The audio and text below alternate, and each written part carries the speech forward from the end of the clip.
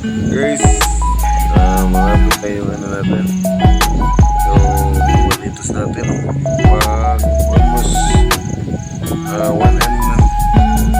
one and a half of 1 month and 1/2. Yan o, malaki na yung dahon niya guys.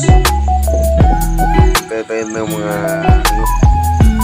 halos isang buwan na lang. Habis tayo dito guys. Kailangan na natin na linisin yung taniman natin at saka lagyan ng mga fertilizer. Yan o, at saka insecticide para naman